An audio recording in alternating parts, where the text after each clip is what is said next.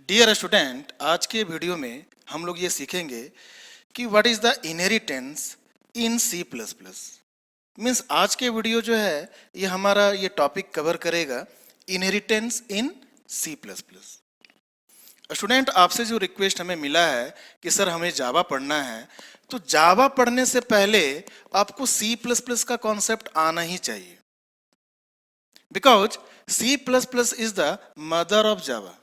और C++ पढ़ने के लिए आपको C लैंग्वेज का कम से कम ये टॉपिक को कवर करना ही चाहिए। देखिए कौन सा टॉपिक है। पहला ये देखिए डेटा टाइप है। सेकंड जो है ये input output statement in C language आपको आना चाहिए। एरे का कॉन्सेप्ट आपको आना चाहिए। पॉइंटर इन C आपको आना चाहिए। फंक्शन इन C आपको आना चाहिए। और इसको हम लोग बोल सकते हैं user defined function in C, जो कि बहुत इंपॉर्टेंट है। फंक्शन के कॉन्सेप्ट के बिना आप C++ स्टार्ट नहीं कर सकते हैं। फिर फाइल हैंडलिंग का कॉन्सेप्ट जो है इसको भी आपको देख लेना चाहिए। Structure and union in C language, it is also very important in C।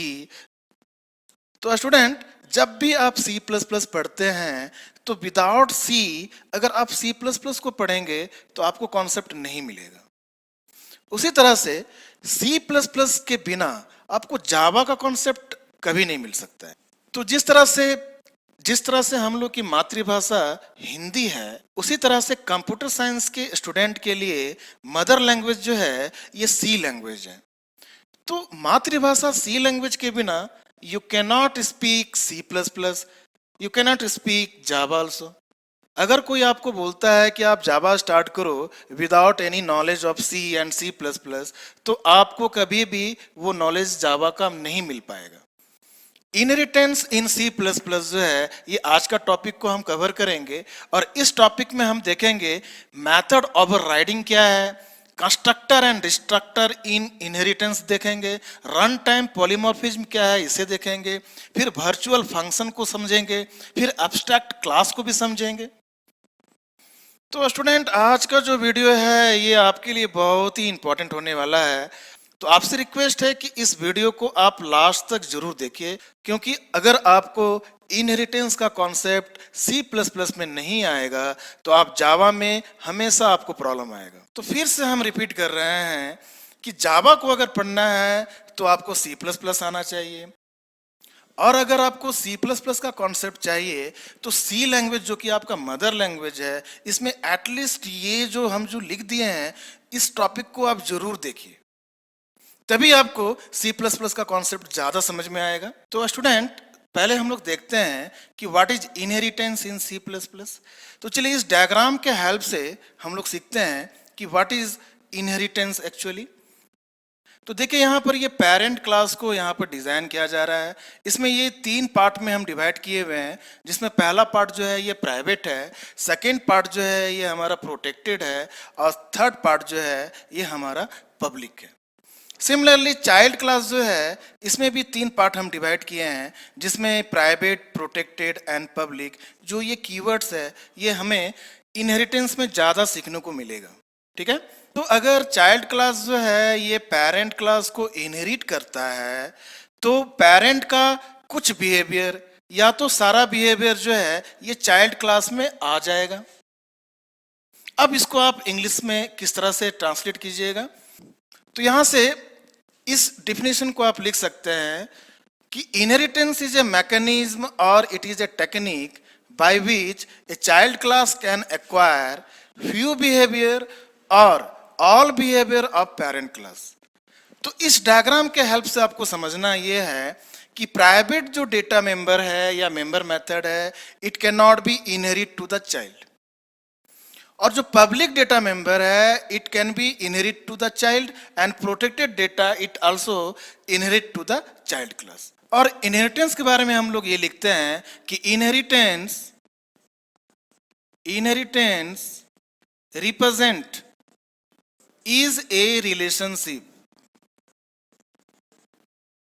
यानी कि इनहेरिटेंस जो है ये एक रिलेशनशिप बताता है, और इसको हम लोग बोलते हैं इज ए रिलेशनशिप। तो अगर मान लीजिए कि चाइल्ड क्लास जो है ये डॉग क्लास है और पेरेंट क्लास जो है ये एनिमल है, तो आप बोल सकते हैं कि डॉग इज एन एनिमल। तो इनहेरिटेंस जो है ये इज ए रिलेशनशिप रिप्रेजेंट करता है, इस बात को भी आप नोट कीजिए। अब हम लोग देखते हैं टाइप्स ऑफ इनहेरिटेंस को। तो सी प्लस प्लस में जो है ये इनहेरिटेंस का जो टाइप है, ये single inheritance, multi level inheritance, multiple inheritance, hybrid inheritance और हायरार्किकल और ट्री स्ट्रक्चर इनहेरिटेंस को हमें पढ़ना है। तो आप बोल सकते हैं कि C plus plus support 5 type of inheritance. तो पहला टाइप जो है ये क्या है, तो सिंगल इनहेरिटेंस है। तो सिंगल इनहेरिटेंस में ये जो है ये पेरेंट क्लास है और ये चाइल्ड क्लास है। तो आप बोल सकते हैं कि in a single inheritance there is only one parent class and there is only one child class.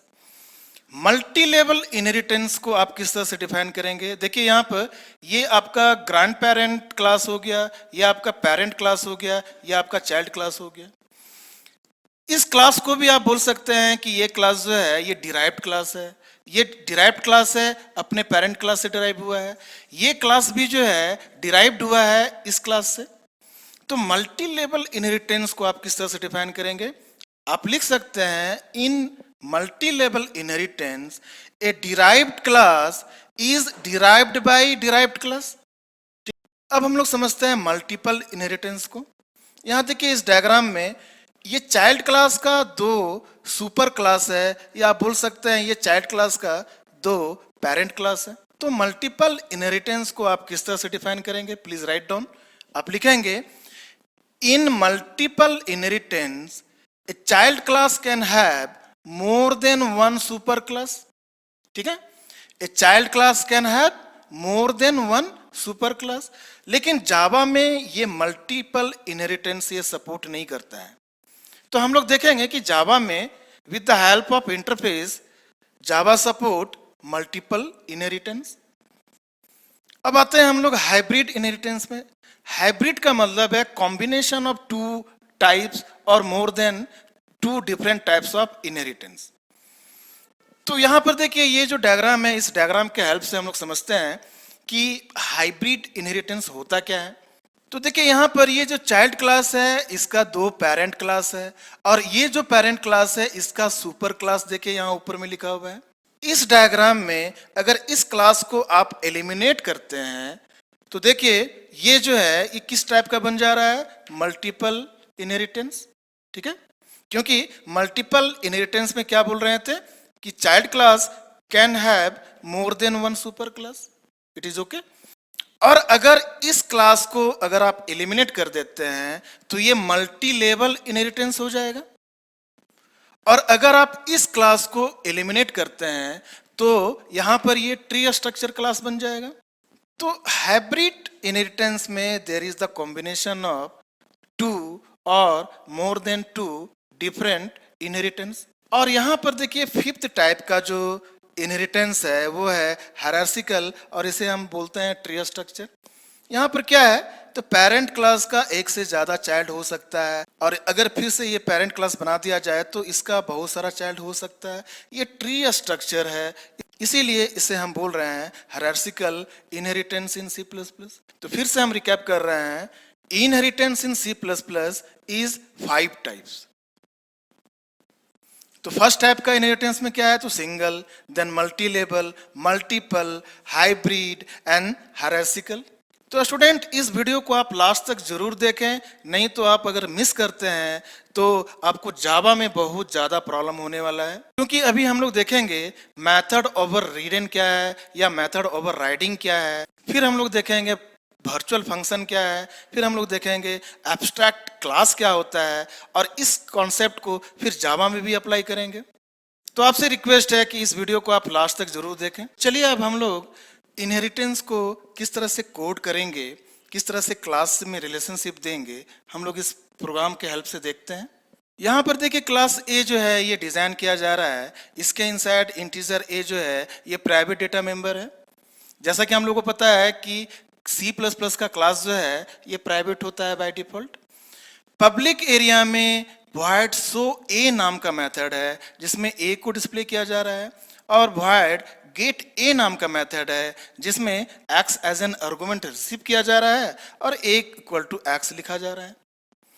फिर बी क्लास को डिजाइन किया जा रहा है, इसके इनसाइड इंटीजर बी जो कि इंस्टेंस वेरिएबल है ये प्राइवेट एरिया में रखा जा रहा है, और पब्लिक एरिया में हम लोग डिफाइन कर रहे हैं void so b नाम का मेथड जिसमें b के वैल्यू को डिस्प्ले किया जा रहा है। और यहाँ देखिए गेट b नाम का मेथड है जिसमें x एज एन आर्गुमेंट लिया जा रहा है और यहाँ लिखा जा रहा है a इक्वल टू x।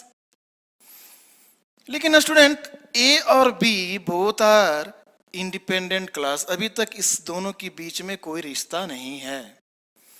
तो अगर A क्लास को B क्लास का पेरेंट क्लास बनाना है तो C++ में सिंटैक्स है, आप लिखिएगा कॉलन, फिर यहां पर लिखिएगा पब्लिक, ठीक है, और फिर यहां लिखिएगा A।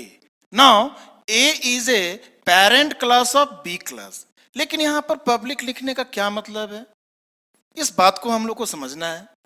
यहां पर पब्लिक लिख रहे हैं, इसका मतलब यह है कि यहां पर बी क्लास जो है ए क्लास को इनहेरिट कर रहा है, लेकिन ये पब्लिकली इनहेरिट कर रहा है, तब होगा क्या?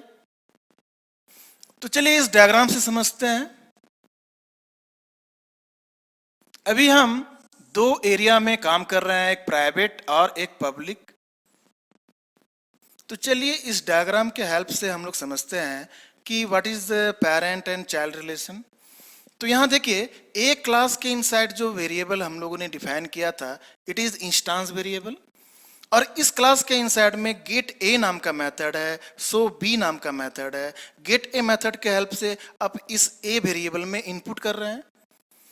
बी क्लास में बी नाम का इंस्टेंस वेरिएबल है और यहाँ गेट बी नाम का मेथड है, और एक्स के हेल्प से यहाँ पर वैल्यू इनपुट कर रहे हैं। सो बी नाम का मेथड जो है ये चाइल्ड क्लास में है, लेकिन बी क्लास जो है ए क्लास का अभी चाइल्ड नहीं है, तो अभी हम ऐसा लिख दें अगर, तो बी क्लास जो है ए क्लास का चाइल्ड हो जाएगा। अगर बी क्लास ए क्लास का चाइल्ड हो जाएगा, जिस तरह से हम लोग इनहेरिटेंस का डेफिनेशन पढ़े हैं कि in inheritance a child class can acquire few behaviour और all behaviour of the parent class. तो यहां पर जो है प्राइवेट डेटा मेंबर जो है it can not be inherit, यानी कि प्राइवेट डेटा मेंबर जो है ये पेरेंट का चाइल्ड में कभी भी नहीं इनहेरिट होगा, ठीक है। और यहां पर देखिए जो पेरेंट का जो मेंबर मेथड है जो कि पब्लिक में है ये चाइल्ड क्लास में इनहेरिट होगा, लेकिन अगर पब्लिक आप इनहेरिट किए हुए हैं तो ये पब्लिक एरिया में ही कॉपी होगा, ओके। तो यहां पर हम आपको क्या मिलेगा, गेट ए नाम का मेथड मिल जाएगा जो कि पेरेंट क्लास का है, और सो ए नाम का मेथड मिल जाएगा जो कि पेरेंट क्लास का है। नाउ इन इनहेरिटेंस क्या इंपॉर्टेंट है, इंपॉर्टेंट ये है कि हम हमेशा चाइल्ड क्लास के ऑब्जेक्ट को हम लोग क्रिएट करेंगे, and with the help of child class object we want to access the behaviour of ancestor class और पेरेंट क्लास। इसीलिए C++ को हम लोग बोलते हैं it is bottom to top approachment. Is it okay? तो इस क्लास को लिखने के बाद, फिर बी क्लास को लिखने के बाद, फिर ये सिंटैक्स लिखने के बाद आप मेन फंक्शन डिजाइन कीजिएगा। मेन फंक्शन के इनसाइड आप चाइल्ड क्लास के ऑब्जेक्ट को क्रिएट कर रहे हैं, ऑब्जेक्ट 1। अब ऑब्जेक्ट 1 में पेरेंट का भी बिहेवियर आ चुका है, यहां पर लिखा जा रहा है object 1 dot gate A and 100 पास किया जा रहा है। गेट ए मेथड किसका है, तो पेरेंट क्लास का है, वो चाइल्ड क्लास के हेल्प से एक्सेस कर रहे हैं, यानी इनहेरिट होके आया है।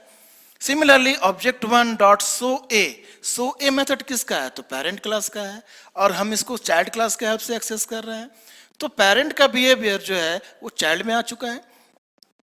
Object 1 dot get B method तो चाइल्ड क्लास का था, इसीलिए ये तो इजीली एक्सेसिबल है। यहाँ पर 200 पैरामीटर में पास किया जा रहा है, और सो बी मेथड के हेल्प से हम अगर देखेंगे तो हमें मिलना चाहिए b इक्वल टू 200 और यहाँ पर a इक्वल टू 100 मिलना चाहिए, और लास्ट में गेट ch आप लिख सकते हैं। अगर आप कोड ब्लॉक इस्तेमाल करते हैं तो स्टूडेंट आप यहाँ इंट लिखेंगे और यहाँ पर रिटर्न 0 आपको लिखना पड़ेगा, और IOStream जो हेडर फाइल है उसे इंक्लूड करना पड़ेगा, और यूजिंग नेम स्पेस std आपको लिखना पड़ेगा। तो स्टूडेंट आपसे रिक्वेस्ट है कि इस प्रोग्राम को सबसे पहले आप मशीन में इंप्लीमेंट कीजिए, और आउटपुट जो है क्या आता है आप उसे देखिए। चलिए अब हम लोग समझते हैं constructor in inheritance in C plus plus. यहाँ देखिए एक क्लास डिजाइन किया जा रहा है। एक क्लास में जो ए है ये इंस्टेंस वेरिएबल है। यहाँ पर ए नाम का कंस्ट्रक्टर बनाया जा रहा है और ये पैरामीटराइज कंस्ट्रक्टर है। स्टूडेंट यहाँ पर इस बात को ध्यान में रखना है कि यहाँ पर पेरेंट क्लास में पैरामीटराइज कंस्ट्रक्टर है और ये जो आर्गुमेंट एक्स है इसे ए में असाइन किया जा रहा है।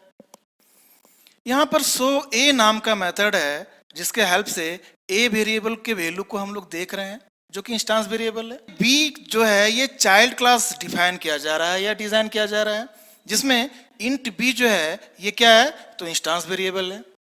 अगर सिचुएशन ऐसा है कि इनहेरिटेंस में पेरेंट के पास पैरामीटराइज कंस्ट्रक्टर है देन चाइल्ड क्लास को भी पैरामीटराइज कंस्ट्रक्टर डिफाइन करना ही पड़ेगा। ठीक है, और इसी कॉन्सेप्ट को जावा में सुपर कीवर्ड के हेल्प से हम लोग करते हैं। तो इसीलिए स्टूडेंट अगर जावा में आपको अच्छा करना है तो यहाँ पर इस बात को समझेंगे आप, तभी आप जावा में अच्छा कर पाएंगे। बी जो है ये चाइल्ड क्लास है और यहाँ पर बी नाम का ये कंस्ट्रक्टर बनाया जा रहा है और यहाँ पर दो आर्गुमेंट लिया जा रहा है। यहाँ पर दो आर्गुमेंट क्यों लिया जा रहा है? एक आर्गुमेंट जो है ये सुपर क्लास के आर्गुमेंट को दिया जाएगा और एक आर्गुमेंट ये खुद के लिए यूज करेगा। लेकिन जो यहाँ पर y आर्गुमेंट है ये आर्गुमेंट हमें सुपर क्लास के कंस्ट्रक्टर को देना होगा। इसके लिए सिंटैक्स है, हम यहाँ लिखेंगे कॉलन एन ए क्लास जो कि सुपर क्लास है और यहाँ पर y हम एज एन आर्गुमेंट पास करेंगे। ठीक है, ये आप जब तक नहीं लिखेंगे तब तक कंपाइलर जो है ये से कंपाइल नहीं करेगा। तो फिर से हम रिपीट कर रहे हैं कि अगर इनहेरिटेंस में पेरेंट क्लास के पास पैरामीटराइज कंस्ट्रक्टर है देन चाइल्ड क्लास को भी पैरामीटराइज कंस्ट्रक्टर बनाना ही पड़ेगा और चाइल्ड क्लास में जो पैरामीटराइज कंस्ट्रक्टर है उसमें से एक आर्गुमेंट या दो आर्गुमेंट जो भी है उस आर्गुमेंट को सुपर क्लास के कंस्ट्रक्टर को दिया जाएगा और इसके लिए सिंटैक्स क्या है? Colon and we are calling constructor of super class. Okay, यहाँ पर सो बी नाम का मेथड चाइल्ड क्लास में डिफाइन किया जा रहा है और बी यानी कि इंस्टेंस वेरिएबल को देखा जा रहा है। तो स्टूडेंट इस डायग्राम को आप कन्वर्ट कर सकते हैं सी प्लस प्लस के प्रोग्राम में। तो हमें उम्मीद है कि आप इस डायग्राम को सी प्लस प्लस के कोड में कन्वर्ट कर सकते हैं। अगर आप डिजाइन नहीं कर पा रहे हैं तो इससे पहले जो मैंने पढ़ाया था क्लास ऑब्जेक्ट, आप उसको जरूर देखिए। Class A class B design करने के बाद अब यहाँ पर मेन मेथड डिफाइन कर रहे हैं। मेन मेथड में देखिए यहाँ पर ऑब्जेक्ट क्रिएट कर रहे हैं and with the help of parameterize constructor. Okay, तो यहाँ पर आपको फोकस करना है कि we are creating the object belonging to B class with the help of parameterized constructor and we are passing two argument 10 and 20। तो यहाँ पर जो 10 है ये कॉपी होकर के यहाँ पर x में आएगा 10 और y में आएगा यहाँ पर 20 और यहाँ पर हम लिखे हुए हैं b इक्वल टू x यानी b में कितना आ जाएगा तो 10 आ जाएगा। ठीक है, और ए कंस्ट्रक्टर यानी सुपर क्लास के कंस्ट्रक्टर में y को पास किया जा रहा है तो यहाँ से यहाँ पर x जो है ये रिसीव कर रहा है 20 तो a में ये 20 हमें मिल जाएगा। अब यहाँ से object dot so a method को कॉल किया जाए तो ये पेरेंट क्लास का मेथड है, a डिस्प्ले करेगा 20 और यहाँ पर सो बी मेथड जो है ये चाइल्ड क्लास का है तो यहाँ पर b जो है ये डिस्प्ले करेगा 10। तो स्टूडेंट इस प्रोग्राम को आप मशीन में जरूर इंप्लीमेंट कीजिए और अगर आप इंप्लीमेंट नहीं कीजिएगा तो इनहेरिटेंस का कॉन्सेप्ट आपको समझ में नहीं आएगा। अब हम लोग देखेंगे मेथड ओवररिडन क्या है और रन टाइम पॉलीमॉर्फिज्म क्या है। तो स्टूडेंट अब हम लोग समझते हैं मेथड ओवरराइडिंग क्या होता है या मेथड ओवररिडन क्या होता है इन इनहेरिटेंस। देखिए यहाँ पर एक क्लास डिजाइन किया जा रहा है जिसमें प्राइवेट एरिया में हम लोग कुछ भी नहीं ले रहे हैं। ओके, और पब्लिक एरिया में हम लोग लिख रहे हैं शो नाम का मेथड और ये शो नाम का मेथड का जो प्रोटोटाइप है आप उसे देखिए तो ये रिटर्न टाइप कुछ नहीं है, आर्गुमेंट भी कुछ नहीं है और यहाँ पर सी आउट के हेल्प से हम लिख रहे हैं एक क्लास जो है ये बता रहा है कि शो नाम का मेथड ए क्लास का कॉल हुआ है। फिर बी जो है ये चाइल्ड क्लास है ए क्लास का और इस क्लास में भी सो नाम का मेथड फिर से बी क्लास यानी चाइल्ड क्लास डिफाइन कर रहा है with same signature with same prototype, और यहां पर लिखा जा रहा है सी आउट बी क्लास।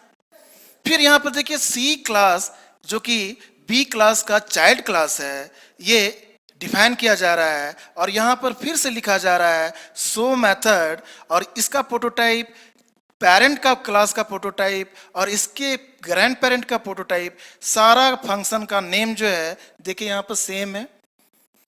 और यहां पर सो नाम का मेथड जो सी क्लास में बनाया जा रहा है, यहां लिखा जा रहा है सी आउट सी क्लास। ठीक है, अब अगर बी क्लास ए क्लास का चाइल्ड क्लास हो रहा है तो इसका जो प्रॉपर्टीज है या बिहेवियर जो है ये कॉपी हो जाएगा और चाइल्ड क्लास में आ जाएगा। तो सो मेथड जो है ये पेरेंट क्लास का ये चाइल्ड क्लास में आ गया, और यही सो मेथड जो है जो कि बी क्लास का है, ये सो मेथड दो बार यानी कि 2 टाइम्स ये अपने चाइल्ड क्लास में आ जाएगा। देखिए यहां पर सो मेथड और फिर से सो मेथड, ये तो यहां पर चाइल्ड क्लास में सी क्लास में यहां पर सो नाम का जो मेथड है ये ट्रिप्लिकेट हो जाएगा, यानी 3 टाइम्स ये कॉपी हो जाएगा। तो इस तरह का जो पॉलीमॉर्फिज्म है इसे हम लोग बोलते हैं रन टाइम पॉलीमॉर्फिज्म, और इसी कॉन्सेप्ट को हम लोग बोलते हैं मेथड ओवर रिडन। तो फिर से मेथड ओवर रिडन को हम लोग समझते हैं। आप लिख सकते हैं नोटबुक में, if the parent class having same name method and child class again define that method inside the child class, then that method of the parent is said to be override by the child class। तो यहां पर सो नाम का method जो कि parent का है ये चाइल्ड में बी में ओवरराइड कर गया है ट्वाइस, और सी में ये ओवरराइड कर गया है और यहां पर ये थ्राइस कर गया है। This is ambiguity and such type of ambiguity should be resolve. तो इस एम्बिग्यूटी को किस तरह से हम रिजॉल्व करेंगे, इसे हम लोग बोल रहे हैं मेथड ओवर रिडन। और मेथड ओवर रिडन जो है ये कॉन्सेप्ट जो है ये रन टाइम पॉलीमॉर्फिज्म को जनरेट करता है। तो स्टूडेंट अब हम लोगों को ये बात समझना है कि how we achieve run time polymorphism in inheritance in C plus plus. लेकिन इससे पहले आपको ये बात जानना है कि पेरेंट क्लास का जो पॉइंटर है ये अपने सारे चाइल्ड क्लास के ऑब्जेक्ट को पॉइंट कर सकता है, but vice versa is not true. लेकिन उल्टा आप नहीं लिख सकते हैं। अच्छा, ऐसा क्यों होता है? ऐसा इसलिए होता है because a child is the part of their parent. यानी कि आप ऐसा बोल सकते हैं कि चाइल्ड जो है ये अपने पेरेंट का पार्ट है, but vice versa is not true. इसीलिए हम पेरेंट क्लास यानी कि ग्रैंड पेरेंट क्लास यानी ए क्लास, जिसको हम लोग बेस क्लास कह रहे हैं, इसका एक पॉइंटर ले लिए हैं। अब ये पॉइंटर जो है ऑब्जेक्ट ए यानी ए क्लास के ऑब्जेक्ट को पॉइंट कर सकता है, तो यहां लिख रहे हैं P equal to address of A. Now P क्या है? तो पॉइंटर है। अगर पॉइंटर है तो मेंबर को एक्सेस करने के लिए एरो ऑपरेटर की जरूरत है। ये सी लैंग्वेज से हम लोग सीखे हैं। तो यहां पर हम क्या लिख रहे हैं? P arrow so method. और हम लोग ऐसा सोच रहे हैं कि ये जो है सो मेथड ये ए क्लास का कॉल हुआ है। फिर यहां पर बी क्लास का ऑब्जेक्ट क्रिएट कर लेते हैं, ऑब्जेक्ट बी। अब P जो है ये ऑब्जेक्ट बी को भी पॉइंट कर सकता है, तो यहां पर हम लिख रहे हैं P equal to address of object B. और यहां पर P के हेल्प से अगर सो मेथड को कॉल किया जाए तो ये सो मेथड जो है ये बी क्लास का होना चाहिए अकॉर्डिंग टू यू। फिर सी क्लास का ऑब्जेक्ट हम लोग क्रिएट करेंगे, ऑब्जेक्ट सी। और ये जो P पॉइंटर है ये सी क्लास के ऑब्जेक्ट को भी पॉइंट कर सकता है। और P के हेल्प से, पॉइंटर के हेल्प से अगर सो मेथड को कॉल किया जाए या इन्वॉक किया जाए तो ये सो मेथड जो है ये सी क्लास का होना चाहिए। तो स्टूडेंट इस कोड को अगर आप लिखिएगा और मशीन में रन कीजिएगा तो आउटपुट आपको हमेशा मिलेगा A class A class A class. ऐसा क्यों मिल रहा है? ऐसा इसलिए मिल रहा है कि पॉइंटर आपका ए क्लास का है, तो हमेशा ये क्लास ए के सो मेथड को ही एक्सेस करेगा। तो हमें करना क्या होगा इन सी प्लस प्लस?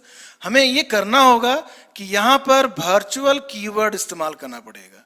यहां लिखना पड़ेगा वर्चुअल। ज्यों ही आप वर्चुअल कीवर्ड सो मेथड के पहले आप यूज करेंगे और इस प्रोग्राम को मेन मेथड में आप लिखेंगे, तब आप देखेंगे कि जब पी पॉइंटर ऑब्जेक्ट ए को पॉइंट कर रहा है तो सो मेथड जो है क्लास ए को एक्सेस करेगा। जब पी पॉइंटर ऑब्जेक्ट बी को पॉइंट कर रहा है तो सो मेथड जो है ये क्लास बी के सो मेथड को एक्सेस करेगा। और जब पॉइंटर पी जो है ऑब्जेक्ट सी को पॉइंट कर रहा है तो सो मेथड जो है ये मेथड क्लास सी के सो मेथड को कॉल करेगा। लेकिन ये कब करेगा? जब आप वर्चुअल कीवर्ड इस्तेमाल करेंगे। तो स्टूडेंट आप ऐसा बोल सकते हैं कि in a C++ we could achieve runtime polymorphism with the help of virtual keyword and base class pointer। अगर base class pointer और virtual function ना हो तो we cannot achieve runtime polymorphism। और स्टूडेंट रन टाइम पॉलीमॉर्फिज्म का definition आप लिख सकते हैं नोटबुक में। आप लिखिए, run time polymorphism means accessing the behaviour of object according to type of object at the time of execution, that is runtime polymorphism। और अब इस प्रोग्राम को आप मशीन में इंप्लीमेंट कीजिए और मशीन में आप देखिए कि how you are achieving run time polymorphism. तो student inheritance in C plus plus में जो मेन कॉन्सेप्ट है वो आपको हम आज दे रहे हैं। इस वीडियो को आप जरूर लास्ट तक जरूर देखें, नहीं तो आपको जावा में बहुत प्रॉब्लम होगा। तो यहाँ पर ए क्लास जो है ये पेरेंट क्लास है बी क्लास का, और बी क्लास जो है ये पेरेंट क्लास है सी क्लास का। बी क्लास में सो मेथड की जरूरत है और हम यहाँ पर डिफाइन कर रहे हैं सो मेथड, यहाँ लिख रहे हैं बी क्लास। और यहाँ पर सी क्लास में हम लोग सो मेथड को फिर से डिफाइन कर रहे हैं और यहाँ लिख रहे हैं सी आउट सी क्लास। तो यहाँ पर सो नाम का जो मेथड है जो कि बी क्लास में है और ये बी क्लास सी क्लास का पेरेंट क्लास है, तो ये मेथड चाइल्ड क्लास सी में ओवरराइट कर गया है। तो यहाँ पर ये पॉलीमॉर्फिज्म है और इस पॉलीमॉर्फिज्म को हम लोग क्या बोल रहे हैं? Run time polymorphism. लेकिन रूट क्लास में सो नाम की मेथड की कोई जरूरत नहीं है। तो अभी हम लोग जस्ट ये सीखे थे कि we could achieve run time polymorphism with the help of base class pointer and virtual function. तो यहाँ पर बेस क्लास में सो नाम की मेथड की कोई जरूरत नहीं है, लेकिन यहाँ तो बनाना पड़ेगा to achieve run time polymorphism. तो यहाँ हम लोग क्या लिखेंगे? वॉइड सो नाम का मेथड को बना रहे हैं और इसे हम लिख रहे हैं वर्चुअल। ठीक है, अब ये वर्चुअल कीवर्ड तो लगा दिए, अब इसका बॉडी को हम कर रहे हैं 0। तो ये फंक्शन जो सो नाम का मेथड है, इस मेथड की जरूरत ए क्लास को नहीं था। We require to define this so method as a virtual, but its body is 0। अगर ऐसा फंक्शन है तो इसी फंक्शन को हम लोग बोल रहे हैं pure virtual function. Is it okay? अब प्योर वर्चुअल फंक्शन हम ये लगा दिए हैं, इसका मतलब कि वो फंक्शन जिसका बॉडी नहीं होता है इसे हम बोलते हैं प्योर वर्चुअल फंक्शन। और जावा में इसी को हम लोग बोलते हैं एब्स्ट्रैक्ट मेथड। क्लियर है? सी प्लस प्लस में अगर प्योर वर्चुअल फंक्शन किसी क्लास में है तो उस क्लास को हम लोग बोलेंगे एब्स्ट्रैक्ट क्लास। और अगर ये एब्स्ट्रैक्ट क्लास है तो आप इस क्लास का ऑब्जेक्ट बना के देखिए, आप नहीं बना सकते हैं। इसका मतलब ये हो गया कि we can not create the object of abstract class. और फिर से हम ये बात बता रहे हैं कि एब्स्ट्रैक्ट क्लास किसको कहेंगे? जिसके inside at least one pure virtual function होगा। वर्चुअल फंक्शन नहीं, प्योर वर्चुअल फंक्शन होना चाहिए। ओके, अगर किसी क्लास के इनसाइड एक भी प्योर वर्चुअल फंक्शन है तो that class will become as a abstract class. अगर वो क्लास एब्स्ट्रैक्ट हो जाता है तो we can not create the object of abstract class. तो स्टूडेंट इस कॉन्सेप्ट को आप अपने मशीन में जरूर रन कीजिएगा। अगर आपके मशीन में ये रन नहीं होता है तो कमेंट सेक्शन में आप कमेंट करके बताइएगा कि सर हमें यहाँ पर प्रॉब्लम हो रहा है, तो मैं जरूर आपका हेल्प करूँगा। लेकिन स्टूडेंट आपका कमेंट हमारे लिए बहुत ही इंपॉर्टेंट है, क्योंकि आप अगर कमेंट नहीं करते हैं तो हमें पता ही नहीं चलता है कि आप लोग कहाँ पर हैं। अगर आपको सी नहीं आता है तो आप फ्रैंकली बोल दीजिए कि सी नहीं आता है। अगर आपको सी प्लस प्लस में किसी भी टॉपिक में डाउट है तो आप लिखिए, आप बोलिए कि सर हमें इस टॉपिक पे डाउट है, तभी आप इस प्रोग्राम को इम्प्लीमेंट कर पाएंगे मशीन में।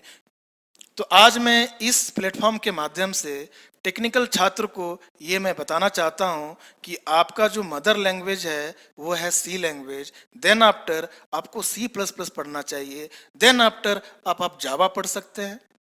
लेकिन बच्चे लोग करते क्या है कि सी नहीं पढ़ते हैं, सी प्लस प्लस नहीं पढ़ते हैं, जावा पढ़ने लगते हैं, तो नेचुरली प्रॉब्लम तो आएगा ही आएगा।